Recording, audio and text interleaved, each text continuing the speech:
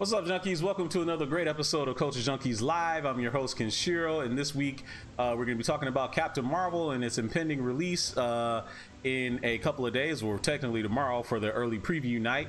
But we're going to talk about the history of the character herself. You know, what's her synonymous, or what makes her so important to the Marvel universe.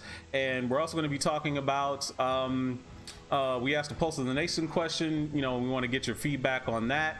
Also, we're going to be talking about some of the late breaking news that came out today concerning DC Films' Suicide Squad and the DC show Arrow. But, you know, first to introduce who's going to be on the show with me today, Mr. GQ is on the show. What's up, man? How are you doing? I'm doing well. Just sitting here enjoying being awesome. Yep. Okay. All right. The lady of the show, Miao Yin, is joining the show. How are you today? I'm doing quite well. Hello, all you happy people. Her catchphrase. There it is. Joining from the cold room down in Canton near the airport is Super Nerd Plus. How you doing, bro? I'm doing fantastic. What did you just say, man? I mean, it's cold as hell, man. And those walls look thin as all get out. So you probably kind of cold in there. You say? Actually, I'm warm. The heat is on, brother. What you talking about? Oh, you right. It must be that extra layers. It must be that extra layers you wearing. Whatever. I don't know, brother. The bills are paid, homie. Okay. Yeah, I know, man. You upward mobility and everything that you got going on. You know, over there trying to give a slick disc and giving away location. Right, like, dude, like, if you was my sidekick, oh my god, I'm not telling you anything. Oh man, how's everybody doing? Fantastic. That's good. Awesome. So hey, you know, life is good. Yeah, we had some kind of late breaking news that I didn't as I was doing show prep earlier today that I kind of didn't account for, and this is what happens when you have a kind of a hype time of year to be around. So the news broke today that or just about an hour or so ago, a couple hours ago, that Idris Elba is going to be replacing the now departed Will Smith from the role of Deadshot in Suicide Squad 2. So what's everybody's, you know, quick take on that? Hallelujah. Yeah, I mean, I did not see that coming at all. I mean, yes. Here's the thing. No disrespect to Will Smith, but my man, I need you to be amp it up or something. I know you got words of wisdom, and you're probably a wonderful person in life, and but Idris Elba just a better actor. I'm sorry. Oh yeah, no question. question. Get the job done. Yeah, no question. I guess, I mean, like, Will Smith's best part in Suicide Squad was the part where they gave him the gun and he was shooting the targets. Like, that was it. Other than that, like, the rest of the movie was like, which is really sad when you think about it, right? It's really sad. It is what it is. But at least with Idris, you get somebody that, like, you see him, it's like, okay, this dude probably could whip somebody's ass. This dude probably could be an assassin. You know what I'm saying? It's like he has legitimacy just already. Like, he was deadly as hell in that movie, The Losers. And, you know, obviously, Luther, we're going to need to talk about that. So it's just like the dude does his thing. Yeah. So it's going to lend some legitimacy to the fact that it's like you made Floyd Lawton a black dude all of a sudden. It's like, okay, well, at least you made him that black dude, not like just, you know, some guy because he's a name. You know, right. It's like at least there's some like, oh, damn, you better watch out. You just might kick somebody's behind. You know, it's like you get that feeling with him versus, you know, like Will just doesn't bring it like that, you know. Again, no slight against him. It's just like the Jamie Foxx thing, like him playing Spawn. I'm like, dude, even when you played Mother Effer Jones and Hungry and Horrible Bosses, it's like, dude, it's like I'm not. It's funny to see him play that role because it's like, okay, it's Jamie Foxx. You know, I'm not really intimidated. It's like you throw as many tattoos and sunglasses and whatever on him. I'm not scared of this man. But Idris Elba, you look at it, it's like, Idris might kill somebody. You know, they say the wrong thing to him. So it feels more threatening. And it's like, okay, cool. I can see that. So you just say it's a lot more legit when Idris is doing it Especially getting a lot of the roles that he's played. It just is. That's like little Bow Wow trying to say he's Deadshot. Oh no! It's like you ain't gonna. Did you say little Bow Wow as Deadshot? Is that what you said? It's like that wouldn't scare nobody. You'd be sitting there like, what? You're just looking. Like, that's damn near offensive what you just said there. It's one of those things though. It's like certain people they bring that look right away. No, right. No, I hear you. Now, they say he might be replacing, but the fact that everybody's blowing up at even the prospect of him being Deadshot is kind of like very telling. I think they'll probably go ahead and try and close that deal if they're smart. I think they should, because so let's go back to Suicide Squad. These guys are not supposed to be heroes. Right. Idris Elba plays a good villain. He plays a good villain. He even plays a good anti-hero. If we're going to go back to Luther, because that thing is, that show. I still haven't seen that show. Yeah, he fooled us for seasons at Stringer Bell, and we didn't know he was British. That's true. That's true. He was Stringer Bell. You ain't never lied. Look, so that was the thing. I'm trying to talk to him, let him know. That's true. And he has range. So I've seen him play different types of villain, and I'm just like, okay, I'm a little shook. Y'all know I love me some Idris Elba, so I'm a little biased on it, but not that biased because I really like Will Smith too. I just happen to think right here for this is the right choice. This is the right choice. He can do a villain. He has range. He has that range, and I want to see him in that suit. I think it'll work out well for him. I think it'll work out well. Now it's all coming out. No, you're making it something different than what I said. Am I? Yes. Am I really? I said I would like to see him in the Deadshot suit. I think it will work out well for him. Ain't no ulterior motives at all. There's really no motive to that. Deadshot suit covers his entire body, so I mean, it'll just be interesting to see. It's going to be funny to see how he is in Hobbs and Shaw though, because he's already the villain. Yeah, entire body. So I mean, that's gonna be something else. I honestly, I really can't wait to see that. That's gonna be dope too. So the other thing is that Arrow is getting a very truncated, final season, 8th season, and they're only getting 10 episodes, and the 10 episodes will be starting at the beginning of the fall season and will be ending with the Crisis on Infinite Earth. So the speculation is that Oliver Queen is going to bite the dust.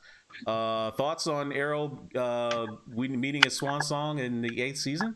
Super Nerd? Any thoughts, Super Nerd? I mean, he might have to unmute himself to say. He might have to. Yeah, he might have to do that. Oh, wow. I'm sorry. Don't throw nothing at me, woman. Oh, now we know why he was muted. Hey, I caught it. Yo, that's hilarious. I caught it again. Yes, I did.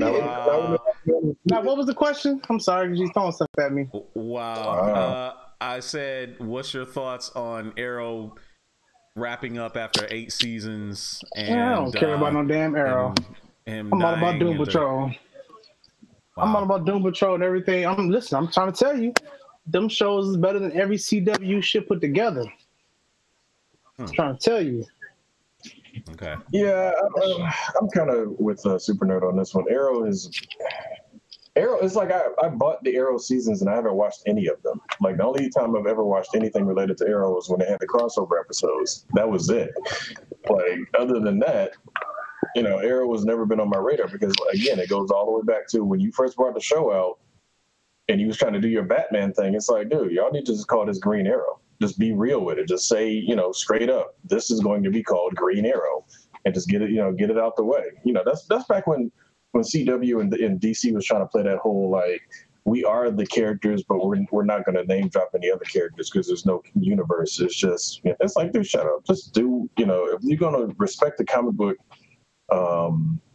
aspect of things, and you're going to respect the whole fact that these shows are what they are, and it's like, look, they're comic book based, they have comic book lore and legend behind them. at least respect that and call it what it is, you know. And that's why, like I said, I respect the MCU for just saying, like, hey, they are what they are. So them suddenly going into the whole, it's going to be Arrow, but we're not going to call it Green Arrow. It's like, dude, whatever, you know. So it appears to have lost our host temporarily, so I'm going to keep the show going. I'm here. Oh, you just decided to be quiet for a minute. Yeah, I was quiet. I'm sorry. You know, oh, man. I'm sorry. I feel so unusual. Wait a minute. What you trying to say, man? What you trying to say, man? Huh? Hey. No, I'm messing with you. But no, I mean, in all honesty, no, straight up though, Arrow has never been on my radar like that, mainly because they were very disingenuous when they started. And now, granted, it has its moments. It has some cool stuff that they've done. They brought in some good people. Michael Jai White as Bronze Tiger was cool. Some of the things they did were great, but at the same time, that identity crisis at the beginning pissed me off. The whole, you know, I didn't really like it until it was crossover episodes, and then the flashbacks and now flash forwards have just become tedious. So we'll see what they do. When they got 10 episodes left, they better go out with a bang, as people say. Yep, that's true. So let's get into the thick of things. We're already kind of over. I kind of shifted things just for that, but real quick, the Dark Phoenix trailer came out late last week, and the only thing I can say is, haven't we seen this film already? I mean, let's be honest. This thing looked just like a carbon copy of X-Men: The Last Stand. I mean, almost not necessarily shot for shot, but the tone of the film and kind of like all the story beats that they laid out in the trailer looks exactly like X-Men: The Last Stand. What's your thoughts on it? Trash, and more trash. So, you know, there's this one character that's going to be in it, but I'm just kind of like, you know, I didn't like him in the other movies. I'm not going to waste my time watching this one, and that is Mystique. So as long as they keep putting Mystique in these movies as that character with that actress, I have no idea. I don't want to see it. Like, I don't want to see it. Yeah, but I think she might get I'll watch it when it comes on HBO. I mean, well, yeah. I mean, that's what I was just going to say, actually. Like, weren't you like excited at the prospect of her like dying in the film? Huh? No, not really. Because the character has already been slaughtered. So. And that makeup, sheesh. Yeah, the makeup is getting pretty minimal. We're talking like Hot Topic, like costume kit makeup. Right. I'm like, we can go to these Comic-Cons and pick up somebody to fill in, and people would be like, "Oh, I don't know the difference." Well, I'm upset that they never gave her the, you know, the whole one-piece dress. I'm like, we can go to these Comic-Cons and pick up somebody to fill in, and people would be like, that would have been an awesome costume. I'm mad that they just completely ruined the character, and they're just like, oh, she's gonna be like this. She's just gonna be an X-Men. She's just gonna be an X-Men. That's it. She's just gonna fit in there. She's gonna be have this weird relationship with Charles, and that's it. You know, though, here's the thing. They missed a perfect opportunity in Days of Future Past to give her that outfit. They could have gave her that white, like when she was walking around at that party in Vietnam, she could have had the original thing. And that would have been a cool thing to do. Like, it's like, okay, you're at a high-class party. That looks like, you know, a type of high-class dress or whatever. Could have had her walking around in that, and for just a split second, when she goes blue, do blue with that dress on still, and it would have looked sweet. It'd be like, okay, at least you finally gave a nod to the original costume. But nope, they don't want to give a nod to the original anything with this character. Now we're getting budget Klingon makeup. So. Well, you forgot. Wow, that's funny. Look, I would say the Klingons don't even do the Klingons dirty like that. Hey, Klingons used to be white dudes in blackface way back in the day. That's very true. Very true. We know this. That's another rabbit hole. And anyway, Dark Phoenix does not look interesting to me. I hope. Gosh, I was about to call her Sansa. I can't remember her name right now, but. I hope she does great in the role. Yeah, Sophie Turner. Thank you. I hope Sophie Turner. I really like Sophie Turner, so I hope she does great in the role. But there's few people outside of Sophie Turner and James McAvoy, and like Throw the movie away. Throw the movie away. I'll give them props for the last trailer though, because you know how like normally when YouTube stuff comes up, even you're waiting for that little countdown so you can go ahead and skip ad. Like they actually caught me, made me watch the trailer because at first I didn't know what movie it was because they had her just crying in the alleyway. I'm like, that girl looks familiar. Like what is this? And then like it started going. And I'm like, oh, I guess I better may as well just go ahead and watch it. And skip ad was sitting there the whole time. I was tempted, but I was like, let's go ahead and watch it. Whatever. But yeah, once I figured out what it was, I'm sorry, I skipped it. Yeah, so I haven't seen the whole trailer. I will go see it because again, I go see movies because I like movies. So I generally do. This one, hard pass. Yeah, have fun. You'll learn all about it in the movie reviews that are coming at some point in life. Right now, so apparently the Facebook chat feed is broke, and Tony Young hopped over to YouTube to actually tell us that. So. If you're watching us, I set it up like always, man. I don't know what the hell happened. Man, but I gotta go monitor a whole nother app. I'm sorry. I do apologize. I'm gonna drop it in the Facebook feed where you can watch us either on YouTube or Twitch, and you can follow along with the show. But Tony Young, thank you for hopping over to YouTube.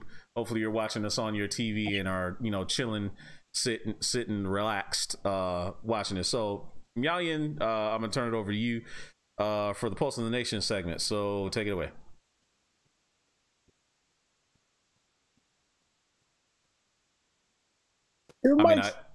Sorry. I lobbed it up there for you. I know, I wasn't ready. Anyway, this segment is Pulse of the Nation, where every week we ask the nation a question, we get your answers, and we discuss. So this week's question was, should superhero films feature more women leads? So there was a lot that was said about this. So first I wanted to highlight most of the consensus was yes, there should be more women leads in superhero films. And LGZ said yes, and more diversity in roles. We had over and over, a lot of you guys said you wanted to see the character done justice, which I think is a big thing. And if it's done right, I think with any character, it makes a difference. But as we know, in the past, there was a lot of characters that the character was not done justice. Looking at you, Elektra. So, you know, it's just those kind of things. And another one, of course, being Catwoman. I like the movie. It is a trash movie, but it's just a guilty pleasure of mine. But Livingston Samuel said he disagrees. So he said, I do not think we need any more superhero female leads at all. It's a guilty pleasure of mine. We need better super villainesses. So that one was very interesting to me because, you know, as you guys know, I like a good villain. I love me a good villain. So what do you guys think? Do we need more superheroes or superheroines, I guess? Super villainesses? What did you guys' take on this? Let's get it all. I mean, I really want to see Monet St. Croix, M, from Generation X, because she is out cold and she'll beat that ass. But that's just a thing of mine. Yeah, I mean, why not? Let's have it all. I want to see a dope-ass female villain lead. That'd be crazy. It's because she is out cold. I mean, how often do we see that? No, we don't see that very often at all. And if we did have more superheroes or heroines, I feel like heroine is the wrong thing to say, even though it's probably the right thing. But what about the characters? Like, who would you like to see next on the silver screen? Personally, I want She-Hulk. Everybody wants She-Hulk. I heard everybody wants She-Hulk. Took the answer right out of my mouth. Gotta be She-Hulk, though. There's Fallen Marvel, people. Fallen Marvel was joined the show. What's up, my fellow junkies? But yeah, Lena took the answer right out of my mouth. My girl, Jennifer. Yeah. Okay. For me, okay. So, and this is a question I asked in the chat, and some people, responded to it pretty positively and put some replies.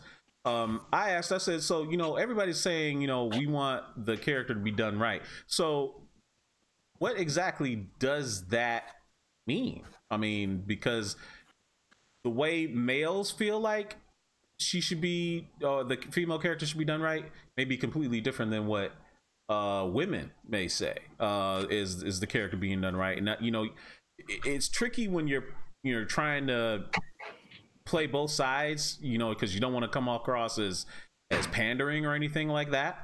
But I think it's a fairly good question to ask. So, Yayan, I want to ask you, what does that mean? Like, because that's what the whole thing has been going, on about Captain Marvel and even Wonder Woman to a certain extent. So what does that mean, done right? For me, the character done right is do not limit her powers. Do not make it so that there's that she needs to be saved by some, miraculous guy comes in and ends up being her savior and stuff like that. The other thing is make it so that this is my problem with Wonder Woman. It had to have some kind of twisted love story in there. I don't need to see that. And, Wonder Woman is great without her little love story. I didn't need that. It was still good. You saw the Amazonians kicking butt. You saw her kicking butt and taking charge and doing stuff. Like, give them the same energy that you would be giving a Black Panther or a Batman or Iron Man. You don't water down the character because it's a female lead. My problem with Elektra was that at certain point she just fell apart and she became weak when she was supposed to be this superhero this whole time kind of thing. So, don't water the character down, and it's okay if they're human. It's okay that they're human. Make the characters how they are in the comic book, the way that we like the character. Don't change it for screen. That's how I say done right. Like, to me, comic books are storyboards, so use them, kind of thing. And so that's my take on it. Okay, thanks for saying that. So the other thing that I brought up, and I don't know if any of the other guys want to hop in and talk about that as well. But the other thing is, I said, okay, so it's doing it right, obviously, is important, and not watering it down. But what do you say to those that would say the very inclusion of a female character has a tendency to be politicized, especially when you see what's happened with Captain Marvel and her movie, even from her announcement? Just saying that, oh, they're gonna do this and they're gonna make it so there's some kind of social justice warrior aspect to it, and just like it's kind of what was done with Ghostbusters Answer the Call and what it was accused of, that people were saying, oh, well, you're just making it all female because it's political. What do you say to that?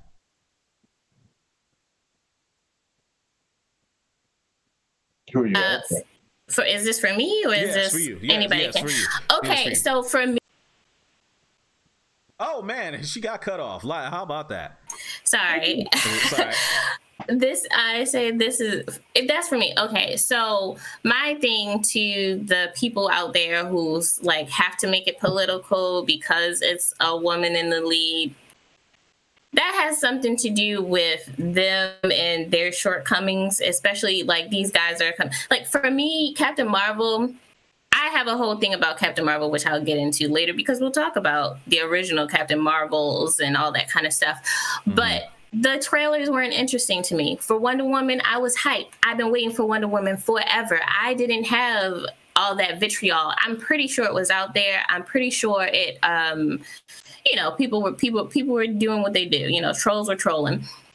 For me, it wasn't about that. I don't pay attention to those people. Even with Ghostbusters, like, the one thing that gets thrown out around, oh, you're pandering because of this and it's no, because to me, having a female lead or having someone, from LGBTQ or a Black person or whoever outside group or minority group, if so to speak, that's not a weakness. That's not bringing it down. That's because pandering is finding a weakness and playing to it. That's what pandering means. So I don't see it like that. So when people are talking about pandering and all this, I don't see it that way. I see it as something different than the norm happening. And if it interests me, I look for it and I look for it to be good and I judge it on what I'm seeing put up there. If it's bad, then I say it's bad. Y'all know I have no problem calling stuff out. Right. So I don't, that stuff, it lives in other people's head, but not really in mine. Okay, fair. Any more final comments before we push on, guys? The only thing I will say is, I think when it comes to like the automatic vitriol that Captain Marvel was getting, see, what I think, especially after, I suppose, you know, the hype that was Black Panther, the hype that was you know, Infinity War and so on and so forth, and somewhat the lackluster reception that Ant-Man and the Wasp got, even though it wasn't a bad movie or whatever. The thing is, I really felt like they're trying to save the best for the movie and not give a whole lot away for the trailers, because even though I'm looking forward to seeing it, like I'll be seeing it tomorrow night, but I wouldn't say that the trailer wowed me either. It made me interested to see where they were going to go with the character, because the thing is, Carol Danvers is a very pivotal character in the Marvel Universe in some fashion. So, you know, I know that aspect of it, but it's like at the same time, you know, a lot of people are associating, you know, Brie Larson's real life politics with the character. And you know, everybody think it's like, oh, they're going to shoehorn this in the movie, this, that, and the third. And, you know, folks already have that reactionary stuff to this movie. And I will dare say that, especially with it being a female lead of sorts, you know, because again, we saw this with Wonder Woman, and you know, even though Wonder Woman got mostly positive reviews, the thing is, overall, it was kind of like, you know, I mean, but then again, we kind of got to blame DC's consistency when it comes to that, but we're not going to go into that.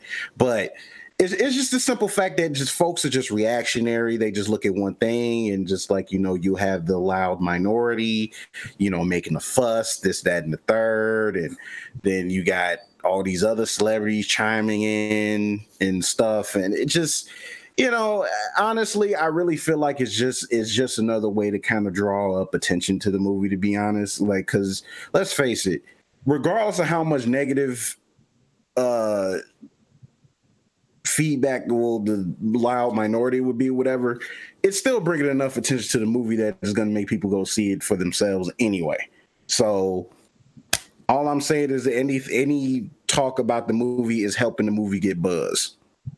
Yeah, that's definitely one way of looking at it. You know, I think there's a lot of people out there that believe this, that want this movie to bomb, but you know, any attention is any press is good press in a lot of ways. A lot of people could say that that's how 45 won the election this year, or this past election, because of all the noise that was surrounding his campaign and all the that's a whole nother thing that I can give you a TED talk about later. Exactly. But you know, the point I'm trying to make basically is that by these trolls trying to down this movie, all they're doing is increasing everybody's interest in it.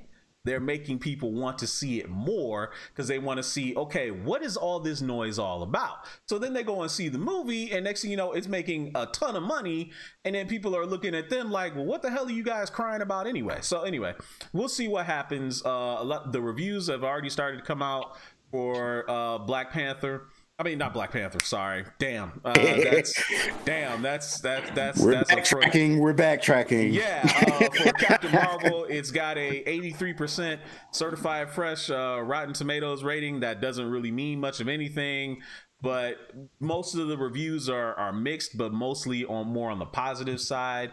So we'll have to we'll be seeing it for ourselves on Friday. The rest of you probably will be seeing it this weekend.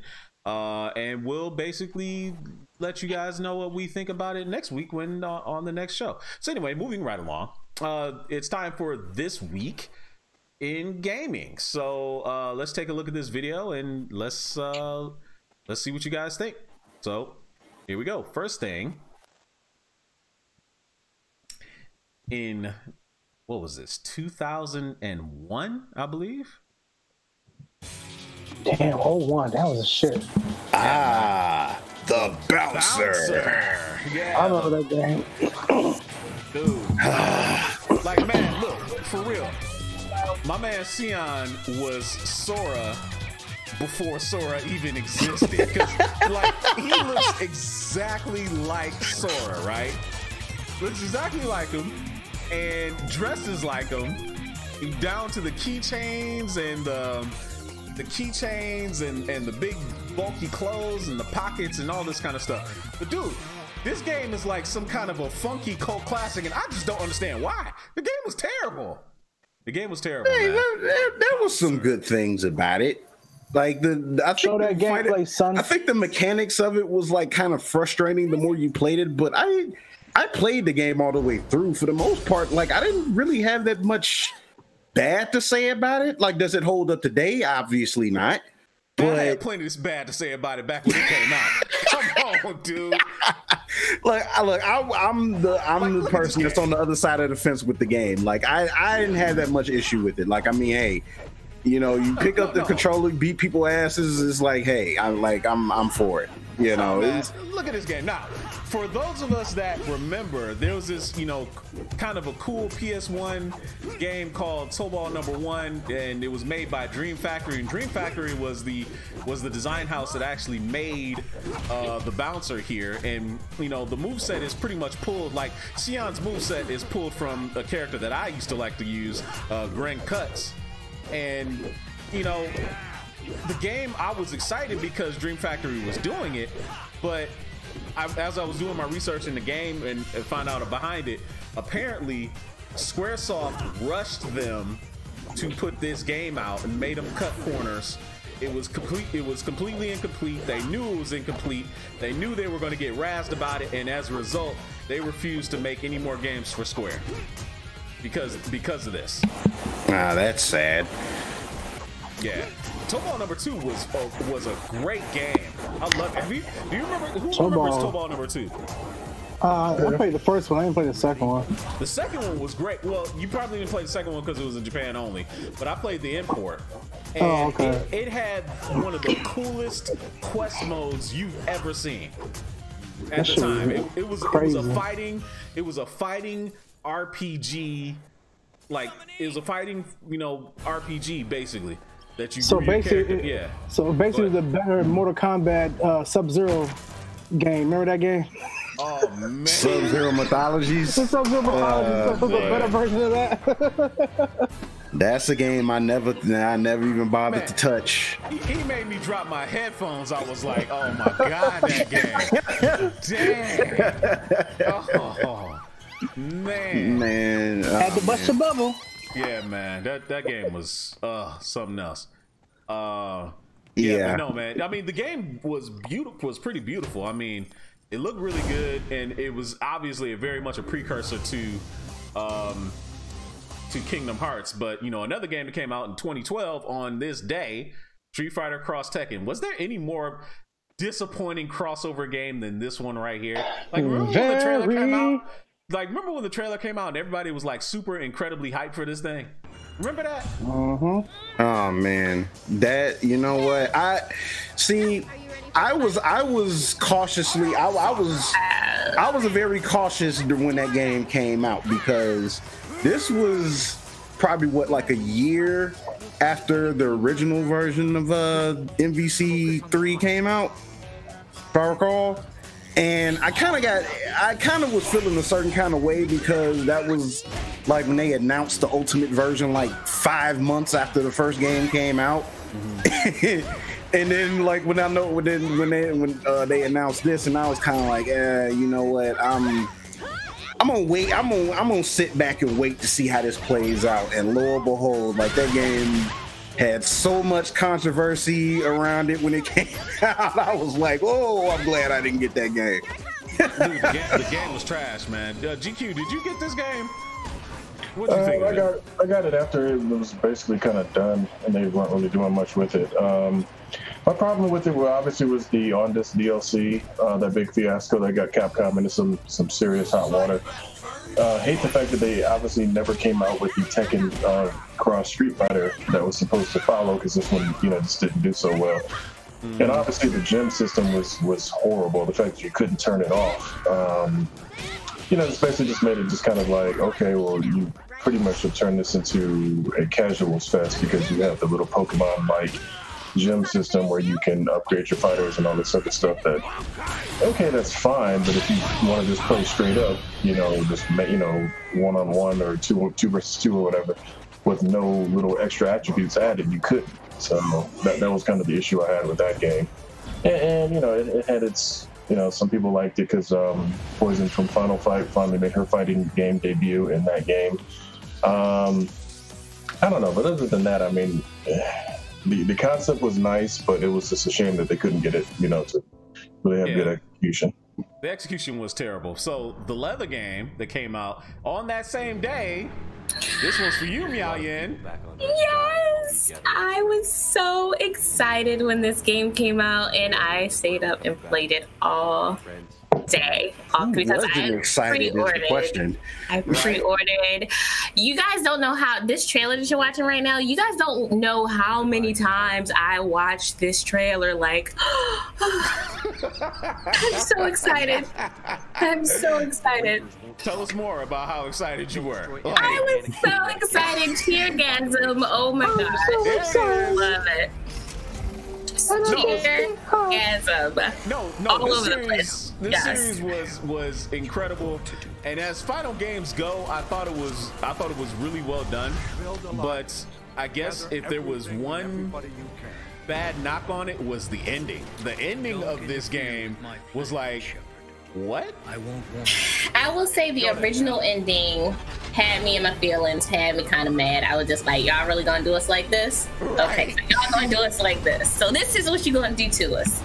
And then it came out and it had a DLC kind of ending, which I can say that I was like, okay, you did it better, but it forced me to play the game two more times. So, mission accomplished, I guess. But I really still, I'll play this game again, start it again tomorrow. I love this game. You know what? Part of the reason I would play this game again is because they just don't make games like this anymore. It's like an epic, action RPG game. Like I said, they just don't make games like this anymore. It was fantastic. I mean, they attempted with Anthem, and they failed. And I still have yet to play it, so it's like I don't know what everybody's mad about with it yet. So don't play it unless you want your PS4 to be bricked. Don't play it. I got it on Xbox, so.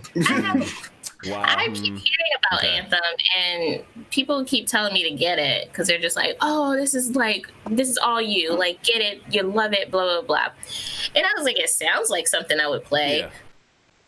But I'll wait until they work out all the kinks. People are just I think it's just polarized right now. You still got your half the people love it, half the half hate it. I don't know. I don't know. Yeah. It's kind of a polarizing game right now. Yeah, no, I'll wait till they work out all the kinks. No Man's Sky was like that, and No Man's Sky ended up being a really great game. So. Yeah, 2 years after. Exactly. But see, my thing is, my thing, and I've talked about this before. Why are we rushing to get this stuff out? Don't rush to put out crap and then have to go back and fix it. I waited and 2012, like when I heard that, well, they announced it obviously way before 2012, but Mass Effect has years in between the games. So I'm like, when you have a good fan base, you don't screw them by putting out crap. Yeah, and so don't rush to put this game out there and it be crap, and you have to go back and fix it. And now 2 years later, or however many years later, now you're finally getting the initial reaction that you wanted. Yeah, the thing is, I forget what the name was. I guess was it Hello Games that made it? I guess, and with them being like very, I guess like they were a small company or whatever the case may be, like of course everybody was hyped for the trailer and all that stuff or whatever, and rightfully so. But I'm not really sure what the mindset is when they make these games and just kind of just throw it out there without working out like all the kinks and stuff. Like sometimes I think it was just like some of these guys, or like they have their investors, they have their deadlines, they have their budgets, and it's like all this stuff, and it's like, okay, like guys, like okay, whatever we got, like we're gonna have to the shine this up as much as we can or whatever, and we'll try to fix it afterwards and kind of just hope for the best, as opposed to like some of the bigger companies like Rockstar, Blizzard, those guys, they kind of like that should be happening with BioWare though. It shouldn't, but at the same time, like EA has kind of been under fire for quite some time, so a lot of the blame is on them.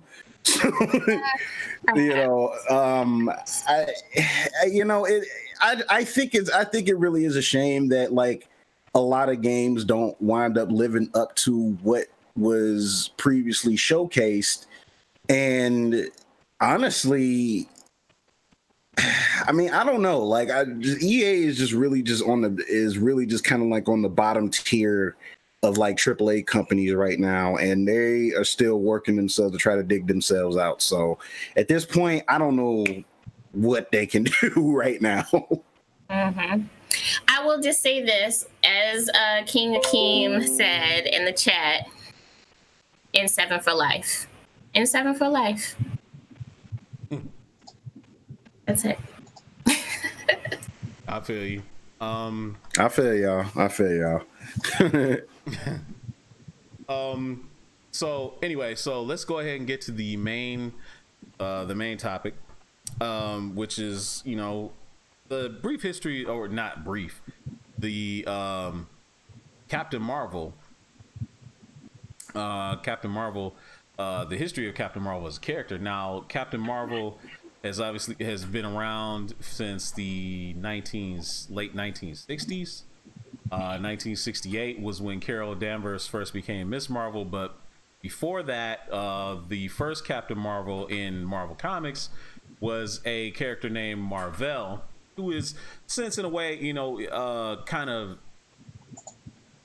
he used to be kind of somewhat big, but not like super big. He was never on the level of Spider-Man or Captain America or even the Avengers or anything like that, but he was a pretty big hero because he was kind of like Marvel's namesake. And there was of course that bidding war for the naming rights that they got from Fawcett after they stopped publishing Captain Marvel, aka Shazam. Fawcett went out of business. Marvel kind of purchased those rights and created this character, and then again, he had kind of a an off and on publication history. Never really had a long running title. Like I don't even think it even reached like even 100 issues in his first run. But Captain Marvel was a Kree warrior named Mar-Vell, who was an alien spy for the Kree, and became a champion for humans after living amongst them for a while. His big thing was he had a pair of wristbands called the Negabands, where he would put them together and switch places with who was the sidekick du jour, basically passed around back in the day. You guys may know him as Rick Jones. Yes, that Rick Jones from the Incredible Hulk. who also was the sidekick of Captain America. Jones. Yeah, who also was Jones. I know, right? That's a good one. Sorry. That was a good one. That was a good one. That was a good one. But no, Rick Jones, who also was Captain America's sidekick at one point too, eventually ended up falling in with Captain Marvel, and they went on a bunch of adventures. But in the midst of Marvel being a hero, Carol Danvers came along and gained her powers as Miss Marvel. We all kind of know that history a little bit. But let's speak a little bit briefly about what does everybody know about Marvel, the character, and his importance. What was the most important thing that you knew about Marvel, as you grew up? Because he's kind of faded for a lot of people as far as like relevance, whatever. The only thing I really remember from him was I know he and Carol had gotten close for a time or whatever, and just the fact that he died of cancer later on, and that's pretty much it. Like, I don't know that much else about him. See, that's what I'm talking about. See, yeah. I know that he used to. Oh, am I loud? I know that he used to like his one big. Not one big, but like his continuous fight against Thanos. Like that's what I know Captain Marvel for. And was he one of the ones like it's not so much that he beat Thanos, but he was a thorn in they were thorns in each other's behind. Basically Thanos was Marvel's nemesis, because at the time the creator of Thanos, Jim Starlin, was writing his books.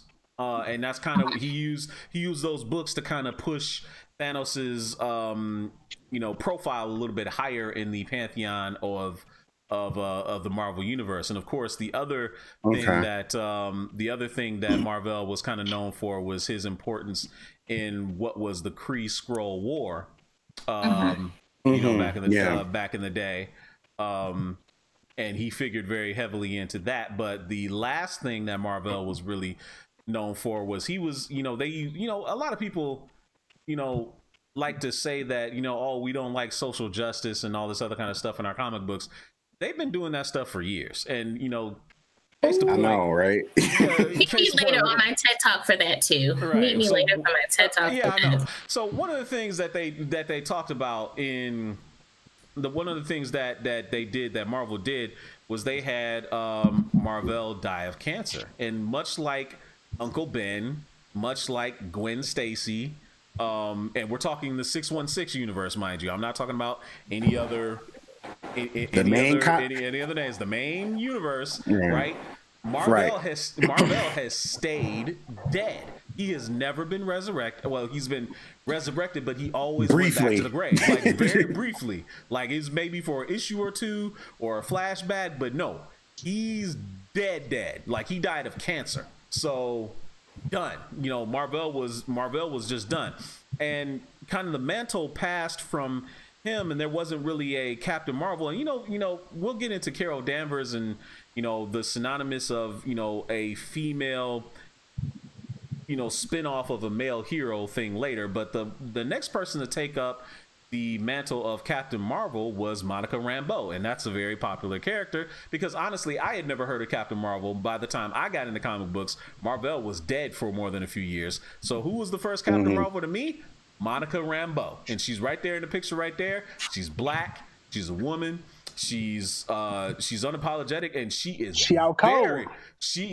very powerful. So Youngin, she's obviously your favorite. So speak a little bit about Monica Rambeau and her importance to the Marvel universe and her history as Captain Marvel. So obviously I knew about Marvel because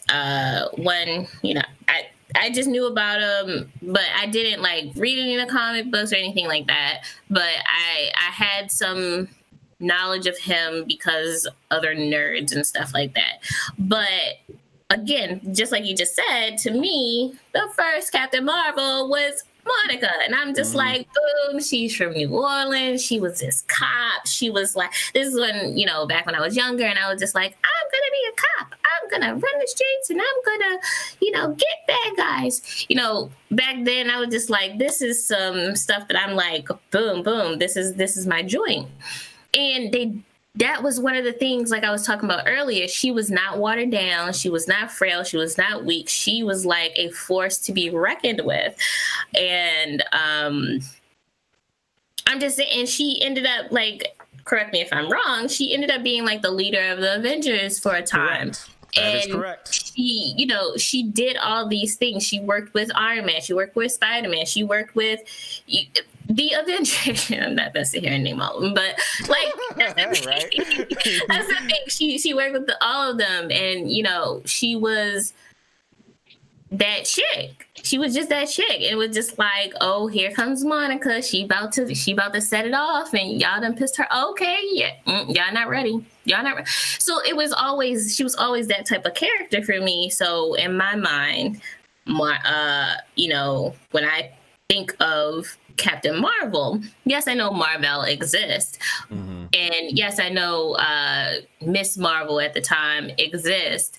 But in my mind, even still to this day, I put the two together as Monica Rambeau is Captain Marvel, because for the longest time, that was what I knew. So, I mean, hey, I'll take it. I'll let you guys get in here, but I mean, she was that chick. That's my Captain Marvel. To me, Monica struck me because she was the first, for me, outside of Storm, she was the first prominent Black female superhero that I had ever seen, and the fact that she was that powerful, and you know, you can't help but get struck by the fact that this Black woman is, you know, has a title of Captain Marvel. The name of the company is Marvel. So that made you think as a kid that she was super important, right? True, but I have to say, I have to correct my statement a little bit. So other than Marvel and other than Carol, Monica, other than Monica, and I mean, Carol was right. Miss Marvel for the longest. I have to also say that I also, in my mind, for a long time, other than the Marvel comics, I also was thinking about Shazam as, of course, Captain Marvel. Because that was his name, and that's fine. You know, that was his name. That was it. I just had to correct that. We're not talking about DC. We talking about Marvel. That's correct. Okay. We're not talking about DC. We're talking about Marvel. So, Super Nerd, what's your thoughts on Monica as a character when you were growing up reading her? Well, I didn't really know who she was until later on as Spectrum. That's why my introduction to. Because I remember I had read I keep forgetting that you're a little bit younger, so you started reading comics a little bit later. But I mean, you're a comic historian, so I know you go back. Yeah, I go back, but I didn't. Yeah, I didn't. But as far as like those characters, like they don't really show that much. I didn't really get into like the 80s and 70s, so I got into like the 90s stuff, you know. But when I got into later on, when I figured out who she was, I said, "Damn, she has a crazy power set, and why isn't she not being used?" Yeah, right. Why isn't she not being used? Because I think that that Avengers team that had her, Luke Cage, Blue Marvel on it, and I was like, "Damn, that's a killer squad right there." It is a killer squad. It was, and they canceled the book. Yeah, it was her. Here's the lineup of that Avengers team, right? It was her, Blue Marvel, Luke Cage, Jessica Jones, and T'Challa was also on that squad. So Falcon. It was just like Falcon was on that squad. It was like, damn. It was like Black All-Star. Like for real. Like these were the most powerful Black characters in the Marvel pantheon. They put them all together, of course, with Jessica being Luke's wife. Of course, she had to be along for the ride too. But dog, it was just some great stuff. That was just some great stuff. So anyway, Monica didn't last in the role for long as Captain Marvel. She eventually changed code names. She became Photon. She became Spectrum, like you said.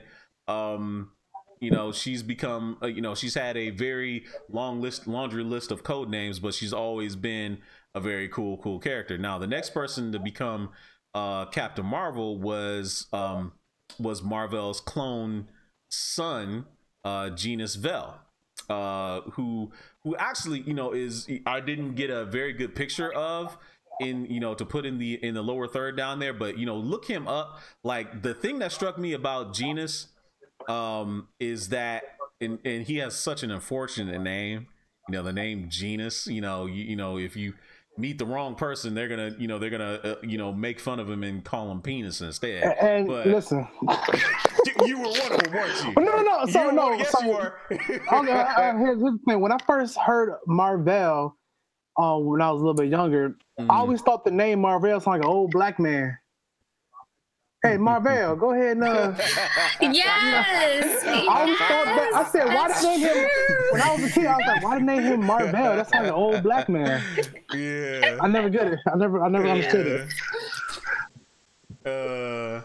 Yeah. So anyway, so, you know, I know GQ's having a fun time in the chats over there on YouTube right now, but but Genus Vel had like the coolest look, because it was like, I mean, some of you may, you know, some comic book readers will know of this look, but, you know, over in DC Comics, there's this character in the Legion of Superheroes called Starman. And Starman is basically his look.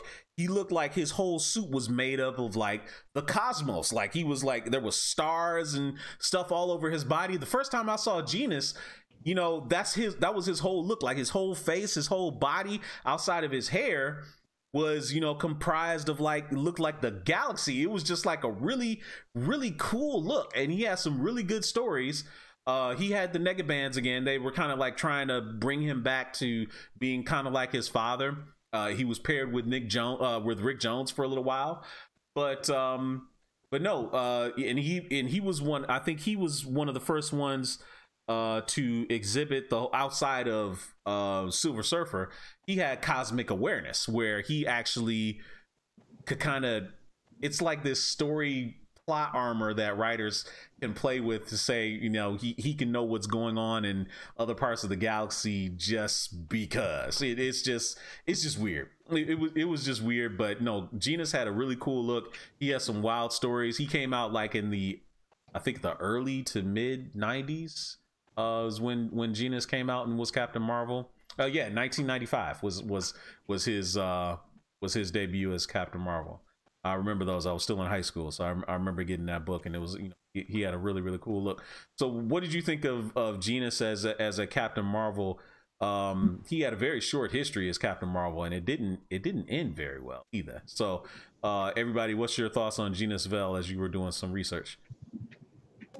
I didn't like his name. I mean, like I said, yeah, it's very easy to. Here's my thing. I never really got into the whole space side of Marvel that much, because I was so deeply rooted into the X-Men lore, Fantastic Four, and, you know, Avengers stuff.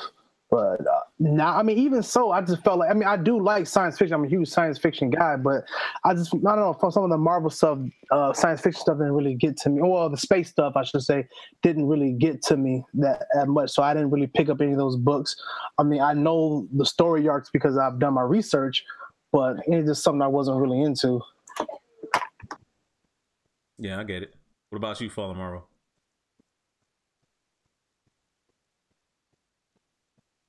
Hello? Did he mute himself? He must have muted himself. My bad. I got it. There it is. Okay, there it is. Sorry. But yeah, I'm kind of in the same boat with Super Nerd as far as that stuff goes. Like, I didn't really get too much into space age stuff like in the comic books until like way later on. So when y'all first brought him up, like that was the first time I've even heard that name. And just to concur, like, that is a very funny sounding goddamn name.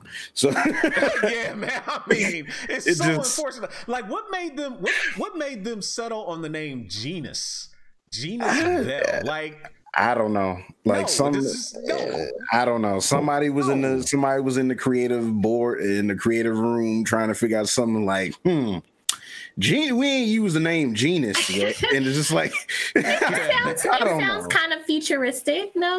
No, okay. I mean, it does, but I don't know. I mean, he's supposed to be an alien, so. No, it sounds. So no. Okay. You know, it's just us lowly humans with dirty minds. That's all. Right? Exactly. Exactly. I ain't nothing of it. No, look, replace the first letter in his name and put it with a P. That's literally what people would say about probably. Dick and fart jokes. You know, they rule the world. Genus spelled Genis. Genis. Now replace the G with a P. You know what I actually thought of, and maybe it's because I'm just that much of a nerd, but I thought of Val Venus, like from WWE. That's really so. I love it. I mean, like you said, Genus, and I thought of Val Venus for some reason. So I love it. Not even that far off, lady. I mean, either. That's what I was thinking. Because like when you guys just like, oh, it's dirty, I was like, Val Venus? I don't know. Exactly. Like he was such. Oh, I love it. That was great. That was great. Oh man, that was awesome. Now, Genus had a sister. Yeah, Genus had a sister named Phyla, and Phyla was also Captain Marvel for an even briefer period of time than her brother was. Phyla? You know, Phyla. Yes, Phyla. Like phallic. I got a question. Honestly, yes. Phyla. Phyla. So yeah. So I got a question. So this is kind of funny. You said most of these characters that were briefly Captain Marvels. Can you imagine the conversation at the bar? Like, yeah, no, I used to be Captain Marvel, right? Yeah, you used to be. Shut the fuck up. Right. Yo, you know what? Carol and Monica actually had a conversation like that when Carol started dating Rhodey, because that was Monica's ex at one point, and they were making jokes about. Carol started to make fun of her, saying, why do I need to call you Miss Captain Photon Spectrum, whatever lady? And she was like, really? You gonna talk about me, Miss Captain Photon Binary? Really, you're gonna be making fun of me having a bunch of code names? And Carol was like, oh yeah, you right. You right. But anyway, that's beside the point. Anyway, Phyla Vel was Captain Marvel for a very brief period of time, and also had the Negabands, but she eventually started to became Quasar, who's kind of like a loser hero in the Marvel pantheon. Damn, that's harsh. No, man, I'm being straight up. Like back in the 80s, Marvel tried to push Quasar something fierce, and he was just lame as hell as a character. He just was. I'm just being straight up. Wasn't he part of Guardians? Yes, he was at one point, and he inherited the Negabands from Marvel, and he became Quasar. But nobody ever liked him. Nobody ever liked Wanda Vaughn, Quasar. Nobody ever liked him. So, but Phyla became Quasar later, and quickly moved off. And then that brings us to Carol Danvers, who started out as Miss Marvel, inheriting her powers from Marvel as an accident. Now, the thing about Carol, and I know this will go over real well with a certain person in the chat, but the thing about Carol is actually she was at the time being pivoted as a feminist icon to counter what DC was doing at the time with Wonder Woman. They didn't really have anybody in that space. Sue Storm was kind of she was a housewife, and she kind of fell through all the tropes of, a housewife character, especially the way she was written. She was secondary to Reed, even though she's arguably the most powerful member of the Fantastic Four. But, at the time, Carol was a rookie. She was a rookie SHIELD agent. She was being positioned. She was trying to fight for equal wages in the storylines. So it was something that they were trying to push in there, and a lot of women that were reading the books at the time, they were reading it because of Carol. They liked her, Miss Marvel, as a powerful character, who would have all these adventures, and she would also fight for a feminist agenda. Now, back in the day, of course, Carol wore some pretty skimpy outfits, and a lot of the women actually really did object to it at the time. But anyway, that's beside the point. So when when you first heard about Carol, a lot of people only remember her for getting her powers drained by Rogue. And Rogue, you know, Mystique was a villain of hers in her book. You know, and that whole thing kind of played out in the X-Men cartoon. Even though I knew about that before I watched that episode. But because I remember reading a book, because for a while Carol was a character that was used quite heavily in the X-Men books back in the 80s. Like she was hanging with them for a while as a secondary character, which was something that I didn't really know that much of. I thought she just happened to be there because she got her powers drained by Rogue, but no, like she was literally a secondary character of the X-Men for quite a little bit of time. So talk about Carol's early days, guys, as a character, and what you remember of her like before she became Captain Marvel. I wasn't there. I was at a family barbecue, so I don't really have much to say about her in her younger days. But I mean, I look at it this way: everybody's got to start somewhere. Again, if her most famous action was being drained by Rogue and giving us the Southern Belle from X-Men, you know, as we know her, then, you know, that is what it is. It's like that's an early chapter in her whole life cycle as being a character. And, you know, tomorrow's movie is going to basically write a new chapter for a whole, you know, new generation of people to be introduced to the character. So that's kind of how I look at, you know, because it's like, okay, so you've had a whole bunch of other people named Captain Marvel. That's nothing new in comic bookdom at all. So I mean, you know, the only people that, like for example, Superman, Batman, Wonder Woman, you know, it's like those are mainstays. They you know, one person has been that character basically in a lot of those instances, with the exception of Batman. But it's like, okay, we've had 80 years of Superman, and he's still probably one of the most bland comic book characters that is out there. So for Captain Marvel to have been around, you know, at least in name since the early 60s, it's like, okay, well, it's cool that we're finally going to get a movie with this character, because like I've told many of people, I didn't know anything about the Guardians of the Galaxy until the movie came out. Right. So that's part of the charm of what Disney and Marvel are doing. It's like they're taking characters that most people don't even think twice about and turning them into household names. So I fully expect Captain Marvel, regardless of the butthurt people that are worried about what Brie Larson says.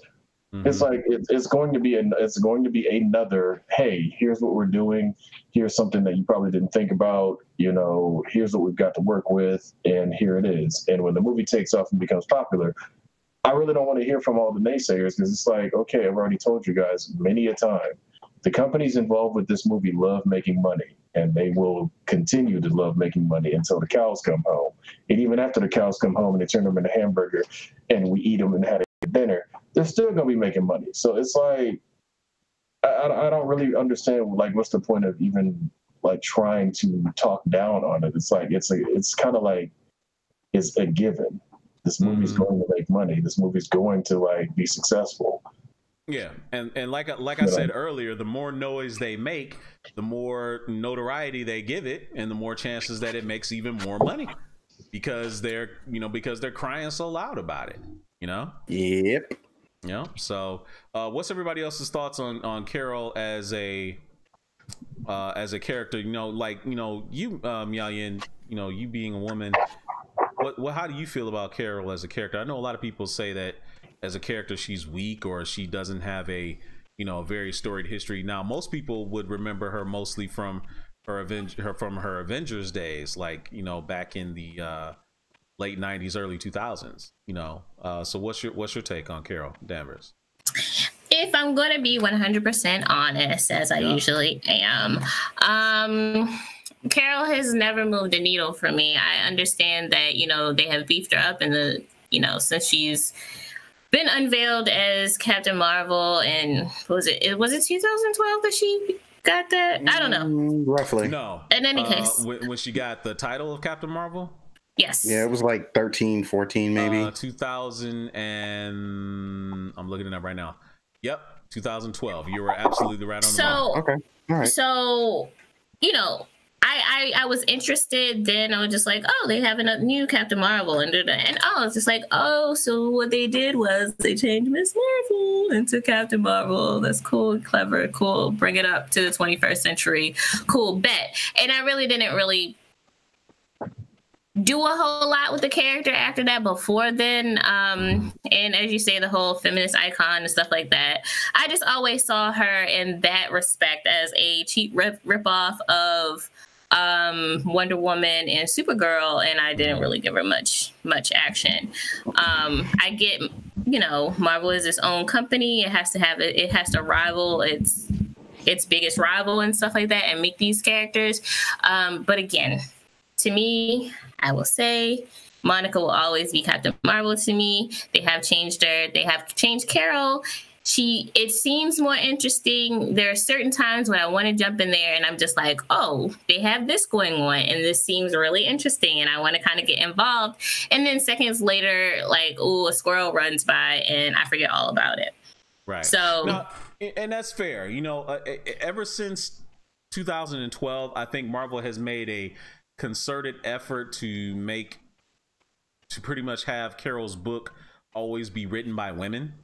And even though I've kept up with her, even like I've always liked her as a character even before she became Captain Marvel. Like back when she was Warbird, I thought she was kind of kick-ass in the Avengers books. I liked her as Miss Marvel when she had her own adventures, even though they weren't like the best ones out there.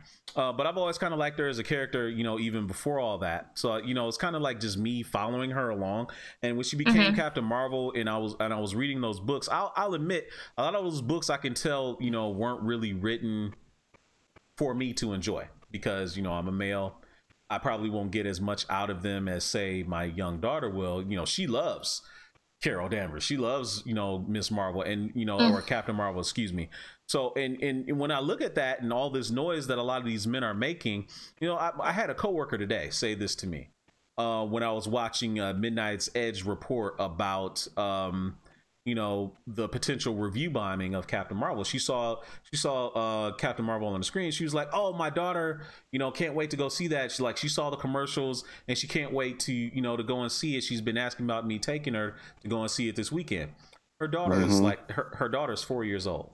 And again, representation matters, and exactly. it is important. And again, Miss Marvel was a cool character. Cool. Like it wasn't amazing. It wasn't great. It wasn't anything like that. Nothing about her caught my eye, like I said. Right. I'm being honest. But now again, when it changed it to Captain Marvel and they went into a new direction with it, there was a change. So as you said at the top of this,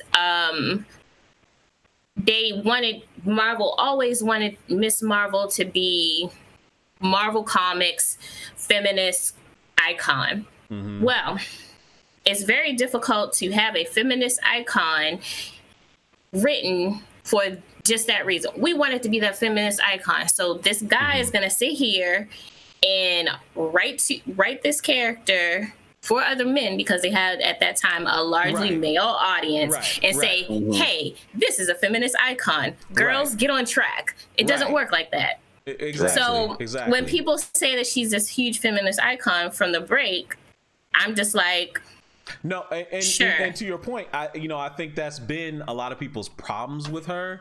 And it's almost unfair because a lot of the parallels that you could say about Carol were the same things you could say about Wonder Woman when she was created, because she was created by William Moore Marston. And she ended up evolving into this feminist icon. But see, his wasn't for the same reasons. Right. His wasn't. We're making this feminist icon for this reason. His was. I kind of have, I like this kind of lifestyle. I'm about to put it out here in my everyday life, very subtly, very subtly. And, this is what other people I'm sure are into too, very subtly. And it evolved into something else. That wasn't his mission. So again, when you try to, and this is people will disagree with me when I say this, but hold on to your seats. I'm about to say it. It's over the years, Marvel has had a hard time, and it's why it sank at a point, because they were trying to force feed and force certain characters where it wasn't working. They were trying to force and do things that weren't working just because their rivals were doing it. X-Men was different because X-Men, that was something new. That was something that they came up with. Their rivals didn't have anything on. They couldn't match that. So that's why it was successful. That's why they did so well with it. But so many other characters they had failed and continue to fail. And even today, we see it outside of the screen, the stuff that is on screen and stuff like that in the comic book realm. They have so many characters that still fail because they're trying to force feed something and it's not working because they're not talking to the right people, period. I totally agree. Totally agree with that. Thank you for breaking that down. That was really well done. Father Marvel, what's your comments to that? I really think Lena hit it on the head overall. I started consistently reading comic books a little bit later on, like late 2000s. So I can definitely vouch for her saying that, because there really wasn't any necessarily any characters on the Marvel side that really stood out to be quote unquote feminist icon. Now, and it's kind of crazy because my first introduction to Ms. Marvel was during the first Civil War arc, and she was, I think what stood out to me was the fact that she came off as like this real hard ass person. Like she was like really no nonsense and really just like no matter what, like it's like no matter what, she was ready to do whatever was necessary. But it like I always thought it was like something that was a little bit off of that, and that was something that they dove into later with her character, because I think it kind of went back to the whole rogue, like snatching her powers thing, because she was kind of going through this thing where it was like, it's like she was there, but it's like all of her didn't come back after that whole ordeal with Rogue, you know? So she was kind of like, it's like she was kind of like cut off from her emotions and stuff and whatever. So it was just like, you know, and, you know, obviously Civil War itself is just, you know, something that damn near broke every comic book hero's heart. Like, you know, it was wild, but like that was my first introduction to her character, and to kind of see her evolve from my first introduction into that, and kind of, you know, seeing her kind of work her way back up and, you know, things like that to where she is now. I mean, I find her character really interesting. Now, aside from that, I know a lot of people have a lot of things to say about her in Civil War 2, which I still have yet to read.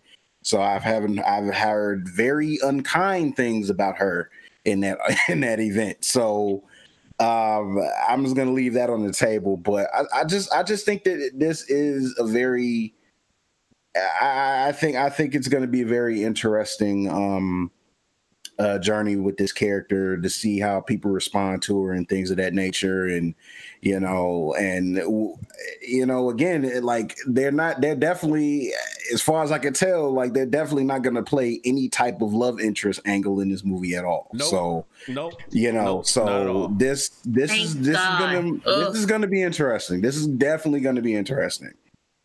I think they made a conscious effort to not do the whole love interest thing with Carol. They said they wanted to just have it be about her and her, you know, her struggle to become a hero, and her friendship with Lashana Lynch's character, who is Monica Rambeau's mother, apparently, for what Maria Rambeau. Yeah. So that's going to be the big deal with that movie. Also, I did hear a rumor that Monica is supposed to show up in this movie. I did hear that. So I mean, no, I did hear it, and because for real. Yeah, I'll find the thing again where I saw it, because they named the actress, and I was like, let me see who they got playing her. But Wait, so she's gonna do her duet with Brandy, and they're gonna do The Boy Is Mine again? That's gonna be awesome. God, really? That's gonna be sweet. Man. I'm looking forward to that. And then the train went off the rails. The train has already went off the rails. Wow. That's something else. Man, that's kind of crazy. I mean, I think the only other thing with this movie is that, like, I'm kind of wondering if they're going to sort of play, like, I guess somewhat similar to what they did with Captain America, like the kind of where like she's sort of kind of displaced out of her own like time or something. So like they kind of have like this sort of have like that other side of the coin with like a person that's displaced out of time, like Captain, like Cap is. Like I think that'd be a pretty interesting dynamic. I think this one is going to be more. I think this is going to be more than that, though. I think this is literally going to be her displaced from being out of the galaxy. Well, yeah, of course. You know? So I mean, I have no problem with them telling that story. It's going to obviously be a period piece. With it being set in the 90s or the 80s or whatever. But I think, I don't know, it's going to be interesting. I think this movie is going to introduce a lot of people to Captain Marvel that were not, fans of the character or very knowledgeable of the character like myself. And I think that's a good thing because it goes back to they're taking the lemons that they had and they're making like the best lemonade like that man is ever known. They're like with real cane sugar and not like that processed stuff. So I mean, it's going to be really cool to see them take a character that, again, controversial for some people, for comic book fans that didn't like what she did in Civil War II and all that sort of thing, and then people that that don't know anything about her history, and then like you said, your coworker's daughter that's young and is very excited about it and wants to just continue seeing all this various stuff. At 4 years old, it's like, damn, like you literally are coming into all of this stuff brand new. Like, even like Iron Man and stuff like that, it's like stuff older than she is, as far as movies. And she's excited about this. So it's like, I think, all the cynical things aside, that's what this is all about. It's like, a little girl, 4 years old, has got something to look up to. The representation is there. You've got, and it's a good time for movies in general. As much as I rag on Gal Gadot and her portrayal of Wonder Woman, it's still great that is an option and that is actually out there versus the way it was back in the day. And it was just like all these things were cheesy afterthoughts, or they were really low budget and they were just, slapped together, and you could tell that they weren't really trying. So yeah, and She-Ra. Right. Oh man, like literally. She-Ra is a perfect example of that. Like they threw She-Ra together. Like if you watch, what was it? Was it the it wasn't the Toys That Made Us. It was another special about, I think on Netflix, about the Masters of the Universe line, like the toy line and everything, and how they wanted to create this thing for She-Ra, but they were restricted from showing She-Ra do anything that was quote unquote unfeminine. Like she wasn't allowed to kick anyone, she wasn't allowed to punch anyone, she wasn't allowed to do anything that could be construed as masculine or anything of that nature. But we were always told that she's she rivals He-Man in strength, and we were just like, where? Like, based on what? Like where? Like Houseway. Right. Exactly. Yeah. Like how can we see this? Like literally, that's why the only episodes of She-Ra I ever cared about were the ones that had He-Man in it, because he was the one doing stuff, which is in hindsight is absolutely terrible. Honestly. Yeah. And then fast forward to the mid-90s, and they gave us Xena, Warrior Princess. Right. I'm sorry. Go ahead, GQ. What were you gonna say?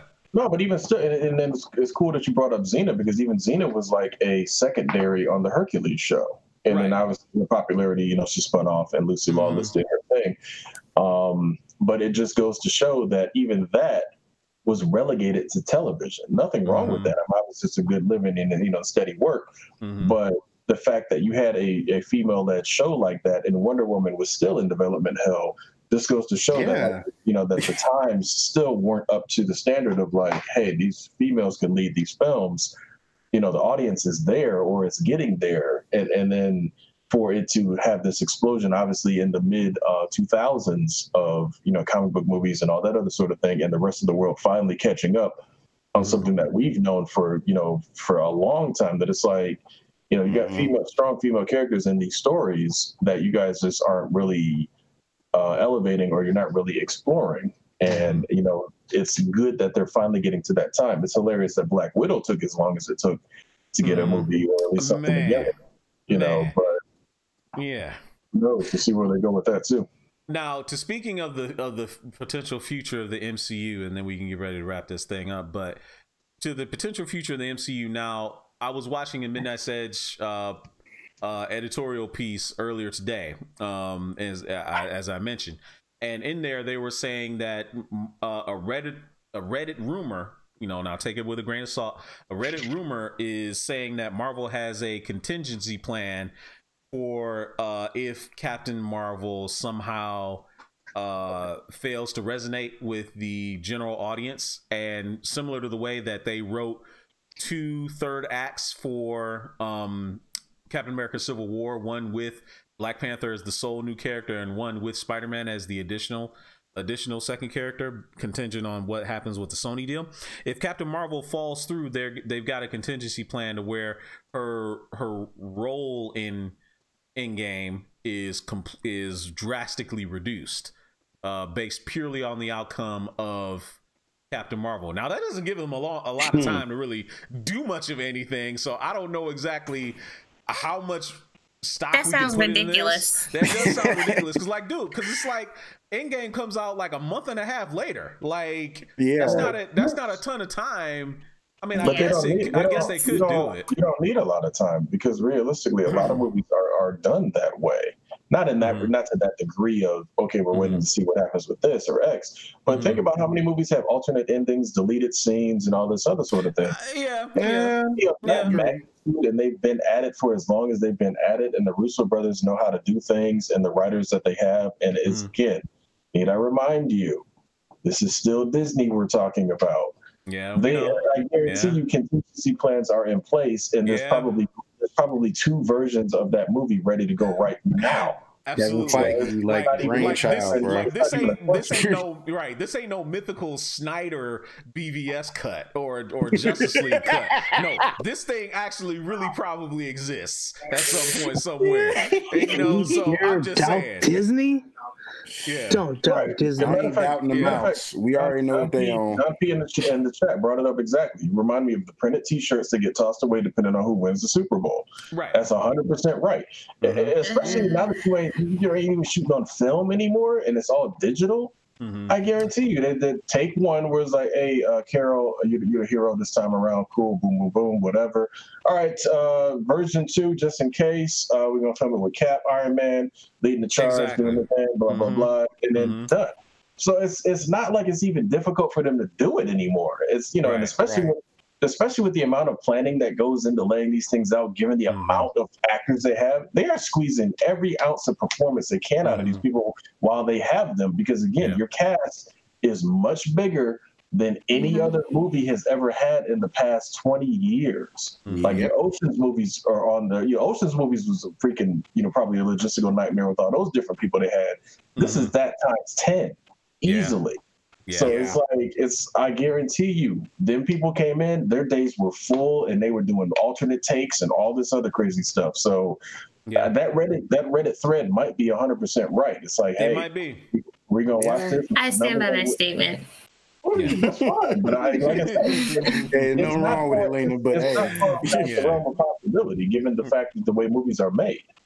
Now, Miao-Yin, I want to ask you this. Now, the other thing that that Brie Larson mentioned is that she's very hopeful that if Captain Marvel does go off without a hitch, and she's kind of positioned as almost like a leading force of the MCU moving forward, she wants to one day have a female-led Avengers movie, where I guess the movie is majority female superheroes. Now, I'm not exactly sure how well that will really go over, But given the fact that, well, no, I'm just saying, Force. you know, there's that. But I'm just saying, you know how those things are going to go over, and we'll disregard them altogether. But I'm just saying, I don't think it's crazy to think of, especially since we've had numerous, you know, Avengers chairpersons being women. You know, like, was there a question in there? You know, I mean, the question, I guess, is how would you feel about a majority, like an all-female Avengers movie? Like, who would you want it? Who would you want to be in it if you had your pick? I mean, I'm cool with that. I don't know. I don't know who I would want in there, but it also depends on how they, like, because this would be like later in the fourth phase. Hopefully by that time they have X-Men and stuff. So, you know, the world is their oyster at that point. They can. I want to see X-Men. I want to see X-Men done correctly, and I want to see X-Men done with these characters that are being introduced right now. So, I mean. Yeah, they really get introduced to a slew of female characters that they have not introduced yet.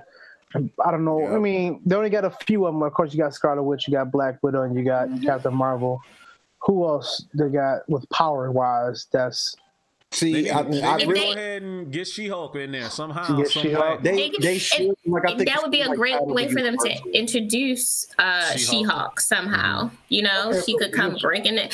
It's a bunch of ways they could do it. Here's my question to that, though, and this is going to be harsh, but why exactly do they but why exactly would there be an all-female-led Avengers movie? Probably won't be. No, I'm just saying why. No, I'm being 100% honest. And again, I'm saying this is because it would have to be, and we don't know how Endgame is going to go, but like it would have to be them killing off all the male characters somehow, which seems kind of absurd. I'm glad you said it. But go ahead. I mean, I could see it being a female heavy, because even the Avengers is not all male Avengers. There's, you know, there are women in the Avengers. But if you want to have a female heavy of Avengers, I could see that happening. There's so many different ways they can go with it. They're gonna have a crap load of characters. Here's the reason I bring that up. And this goes back to my argument that always comes up when it comes to anything comic book related. What you do in the books or even on TV is one thing. You do not drop well over $100 million on a whim. Mm-hmm. Especially at this stage of the game. It's fine for them to even, you know, talk about it, want to do it. Because again, this brings me back to an episode of Justice League Unlimited where essentially all the males had fallen in one sense. And I think it was Cersei or somebody had some type of hex. Or either way it goes, it was some type of like evil crystal that only affected men. Mm-hmm. And it exploded, got shards in everybody. All the heroes were down except for the females. And the women in the city essentially became the heroes, like the firefighters and the paramedics and all of that. And it was a cool episode. Do not get me wrong.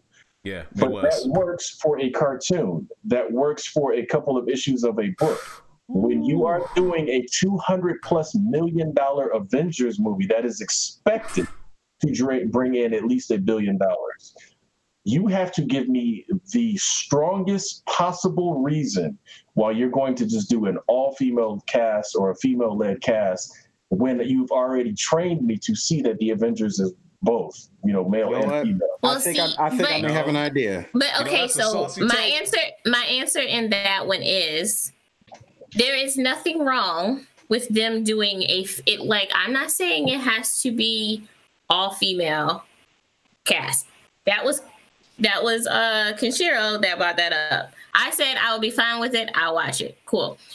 But if they did a Avengers where there is it just happens to be heavy women. Okay, Shuri is in there doing her thing. Captain Marvel is at the helm. You know, Black Widow is over there doing flips. They got some some of the X-Men women coming in there. They got, for some reason, Black Panther is running around, and Rhodey is flying, doing his thing.